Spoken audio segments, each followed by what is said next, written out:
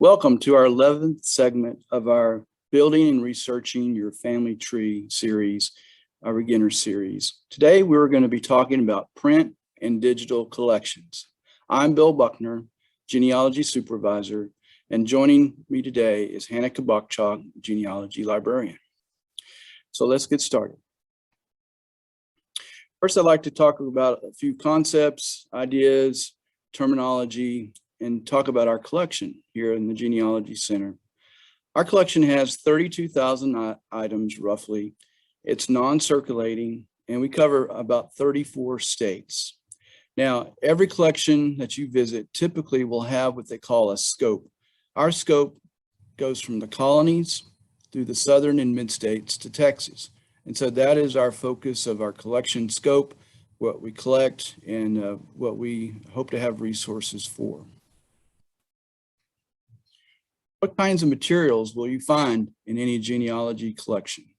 Well, of course, books, maps, vertical files, oral histories, newspapers, yearbooks, microfilm and microfiche, and reference guides. There's just all kinds of material.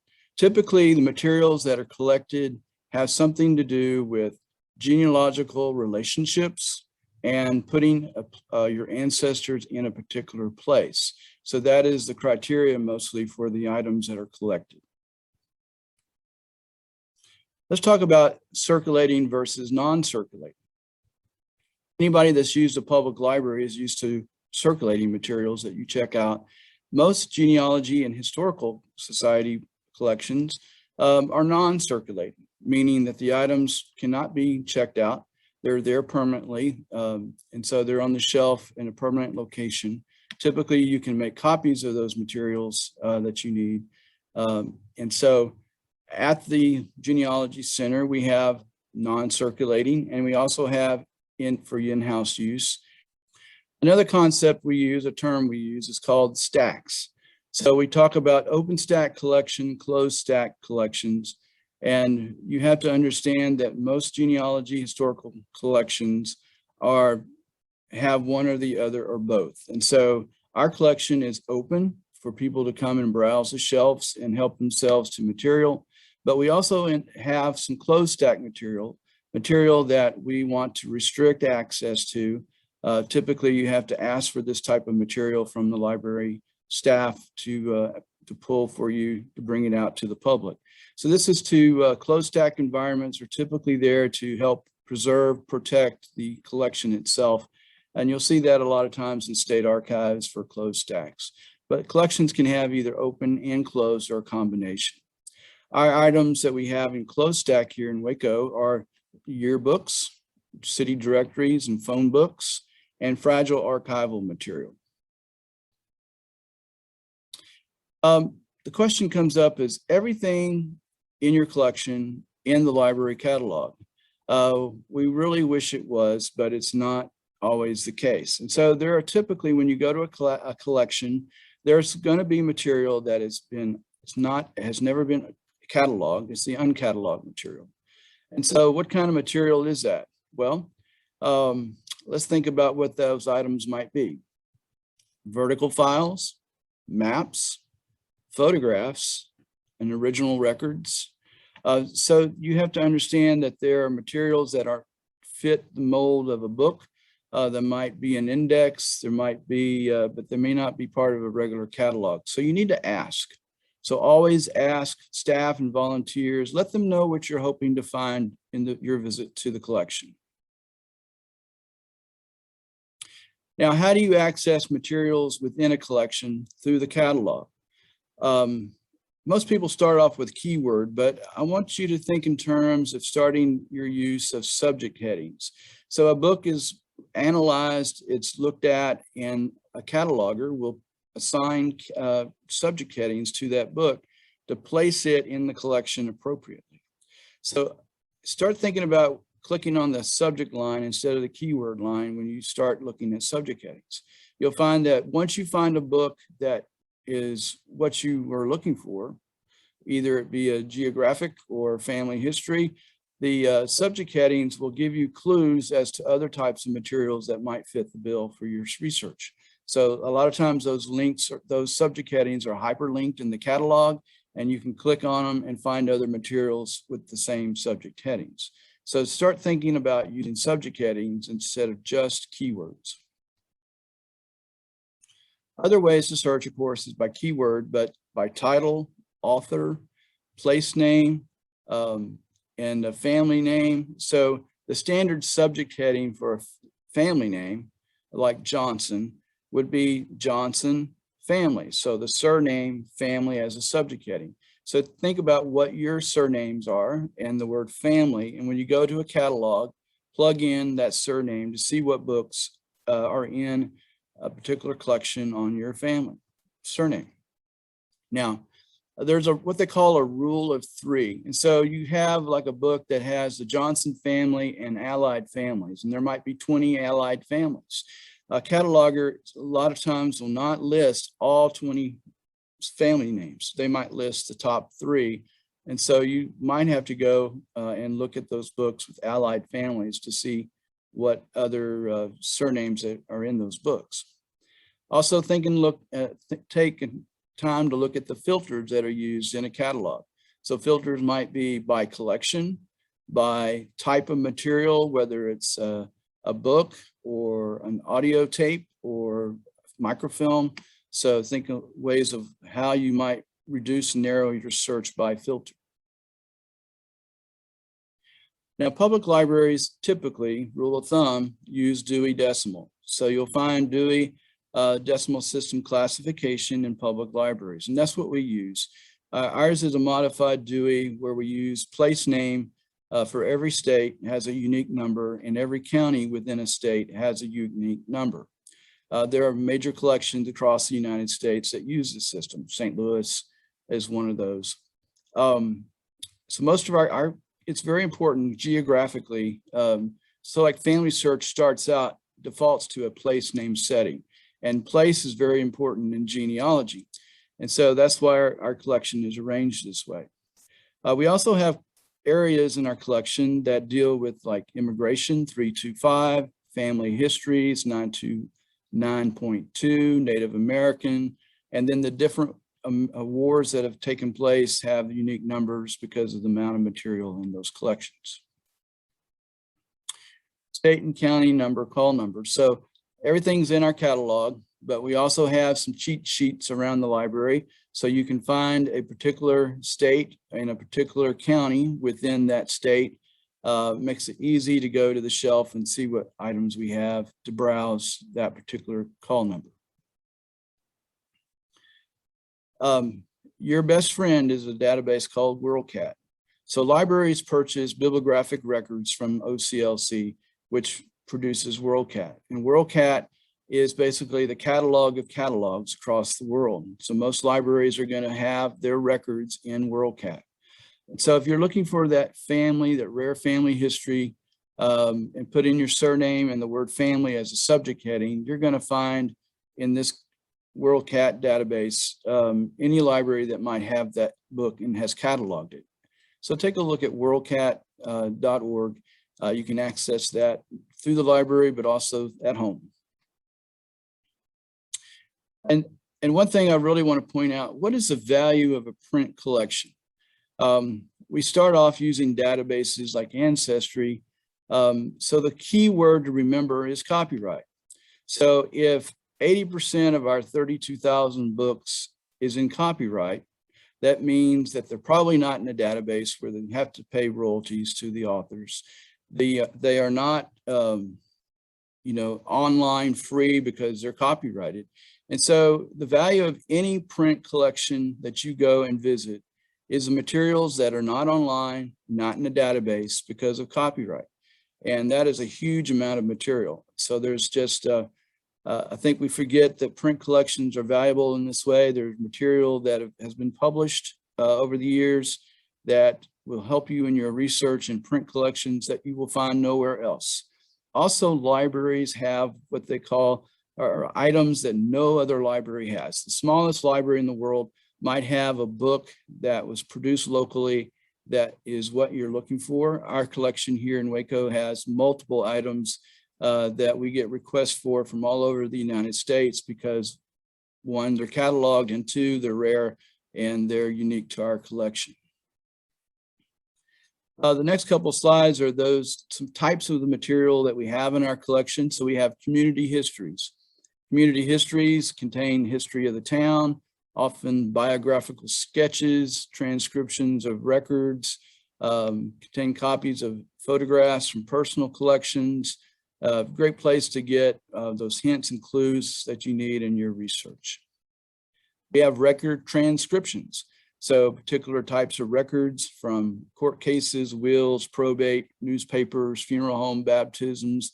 Remember, when things are transcribed, one of the things that we've talked about is errors. And so you always want to try to view the original, but realize that a lot of times those indexes and transcriptions are there to help you in your research.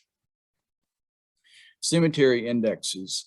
We purchase these as often as we can find them, especially those that pertain to a whole county at a time.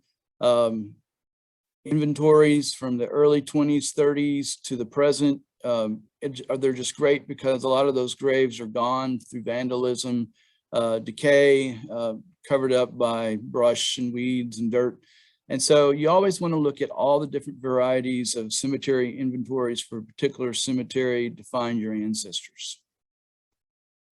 And we collect organizational histories, everything from church to business to school type of organizations that will give you information about your ancestors and what they did and what they belong to. One of my favorites are what we call compiled indexes or indices. These are books that are typically indexes to other books. And so not every book has an index, even those that are published today. A lot of those do not have indexes. And so the way these indexes work is they'll have the name listed, and they'll typically give you a number in reference to a title and a number page, and you go to the front of the book or the back of the book to find out what book that your ancestor's name was found in, and then you have to determine whether you have access to that particular resource. And family histories. That's a 929.2 area of our collection. So we accept family histories, and we don't purchase them directly because there's just so many of them. So our collection is based on people that have done research in our collection, people that are local to McLennan County typically, people that are local to the state. And so that makes that a valuable collection to those doing research here in Waco. And don't forget to write your own family history. We encourage you to do that. Hi, I'm Hannah, and I'm going to be starting here to talk about how to find online resources, starting with family histories. So as Bill mentioned, there are print collections in libraries near where your ancestor lived and libraries all over the country. You can find those using worldcat.org. There are also other online collections.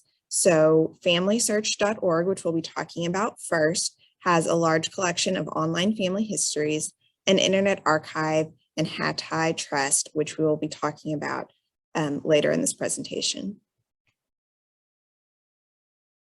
So finding books in Family Search is relatively simple. Once you've logged in to your free Family Search account, you can go up to the top of the page where it says search and then click on books. It'll take you to a screen that looks similar to the one you see here. And you can enter any type of keyword or title. So you can enter places, family names, different keywords that you think may be included, and it will bring up search results. Many of these books are going to be accessible from home. Others will be restricted, and I'll show you what that looks like and how to find those. So here's a search result page. And I looked for the surname Rockmore, which is one of my family names. And I received 898 results that came back as a positive hit for that name. This first result here, some early Texas families, shows me that the access level is public. This means this is available for viewing from home. Occasionally, it will show up as access level protected. And that means that it is not available online. Since this one is public, I open up the record, and then to view the actual copy of the book, you can either click on the thumbnail of the image or down here at the bottom on the left where it says view all 42 pages. It also has information about this item, such as the owning institution. So I can see that the owner of this copy that was digitized for Family Search is the Houston Public Library. So if I did want to go view this item, I know that the Houston Public Library has a copy. I could also search Worldcat to see if any other libraries also have a copy. Once I open up the item to view the pages, there are several tools available to me. The first of these is the magnifying glass that you see down at the bottom. This allows you to search the full text of the book. So you can type in a name that you're interested in and see how many times it appears in the book and exactly what pages it appears on. You also have the T icon. This allows you to view a text transcription. So if you're having trouble reading something on the page, or maybe it's in another language, you can use that text transcription and it will show you what a typed version of what you see on the page. Keep in mind that there are errors within these transcriptions sometimes because they're computer generated, but it can get you close and then you might need to clean it up a little bit to make it make more sense. You can also adjust the brightness and contrast if it's a poor image quality. You can view positive or negative images. You can zoom in or out, and you can use the arrows that you see there on the right to flip to the next page. Here's what the full text search looks like. So this is what you access with that magnifying glass that I mentioned. So here I searched for the first name, Peter, and I see that there are 7 results within this text for the name Peter. He appears on 2 different pages, and I'm able to go straight to those pages and see if this is Peter Rockmore that I'm looking for. Here's another item that I found as a hit for that surname, Rockmore. And this item has the access level protected. That means that it is not available online. So I took the title of that book, Georgia Pioneers Genealogical Magazine, and I typed it into Worldcat. When I came to Worldcat, I see that there are 3 different results for this item. When you see multiple results, and often there are multiple results, which means they're separate catalog entries, you're going to want to look at all of them because the availability is going to vary. So when I clicked on the first result, I saw that it was available at the Temple Public Library. Now that's pretty close to where I live here in Waco. So I thought, oh, I can drive down to Temple to see that book. But then I looked at the second result. The second result, the closest one is in Cisco, so that's a little bit further from me. And then the third result, I saw that there was one available here in the Waco Library. So that's right where I am, and that's even easier to access than that first result of Temple. So I was able to go to the shelf and pull this item, Georgia Pioneers Genealogical Magazine, and I found within that volume the reference for Rockmore. So what was really valuable about using Family Search, even though I wasn't able to access the material within Family Search, is because the entire text was indexed, it came up as a hit for that last name. And then I was able to use that to find a print resource that I may not have found without that search tool. Internet Archive is another free source that has many digitized books. So these are going to be items that are out of copyright, which typically means they were published before 1924. So if you're having trouble accessing these titles within a library because maybe the library nearest you doesn't have a copy, you can search for them online. And so here on Internet Archive, I search for the memorial and biographical history of Johnson County, Texas, and I've received 1 hit. There's also other items on Internet Archive in addition to books like microfilm, videos, sound bites. There's all sorts of things available. Within this book, you're able to flip through the pages just like you would in a print book. You can also download the images and save those for your records. You can also search inside most books like we did on Family Search to find a hit for a name you're interested in. To use the search tool, you'll click on the magnifying glass that you see on the left-hand side and then type the name that you're looking for inside that box. Within Internet Archive, you can also search the text of the items that they've digitized. So in addition to looking for titles, this means that you can search the actual text of the items. So here I am searching for the name James Larry Rockmore. You can see that I've put that name within quotation marks. This will search that name as a single term rather than looking for a book that contains those three names separately. It'll make sure that they're all together as a single name.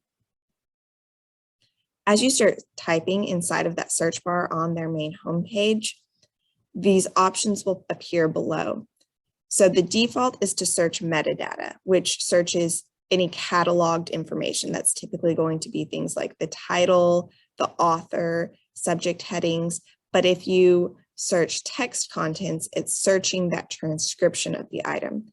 Remember, not all items have been fully transcribed within this website, and they're transcribed using an OCR index. That stands for optical character recognition, which is a computer-generated transcription. And so sometimes the computer is going to misread the text on the page. So for example, if there are a few letters stuck together, it might read it as a different letter. So like an RN may be read as an M because it can't distinguish that they're two separate letters. When I searched for the name, I found this hit within the Southern Medical Journal. And when I looked at the result, I saw that this was in fact my ancestor, Dr. James Larry Rockmore, who lived in Long Branch, and it is a notice of his death within this medical journal. So now I'm able to save this image if I want so that I can have it in my records. Other digital book collections include HathiTrust, the Digital Public Library of America, and Google Books. And the links to all of these are in the handout for this program. States also have digital collections that are resources for their region. To find these, you can typically just do an online search for the state name and then digital archives, and you'll find different results. Some of these are going to be through universities. Some of them are going to be through state agencies. A few of the larger ones are the Library of Virginia and the Digital Library of Georgia. Texas also has the Texas State Library and Archives, which has many resources available. The screenshots you see here are from the Oklahoma Digital Prairie, which is an electronic library. And there on the left, you can see all different types of records that they have available online. So different images, legal resources, historical archives, pension records, all sorts of things. As you're looking for print and digital collections, there's a few things to remember. Visit the library. Getting to a library is the first step in breaking through the brick walls that you have in your research. Talk to the staff and volunteers, ask questions, because people who work in libraries and volunteer at libraries know those collections really well and are going to be able to help you find those resources. And then look for digital copies of hard to find books. So if you aren't finding it in a library, use resources like Worldcat and Internet Archive and the other places we've talked about to find those resources online. And if you have any questions, come and talk to us. We're available here at the Waco Genealogy Center. We're located at 5301 Bosque Boulevard, and you can call us at 254-750-5945. Thanks for watching.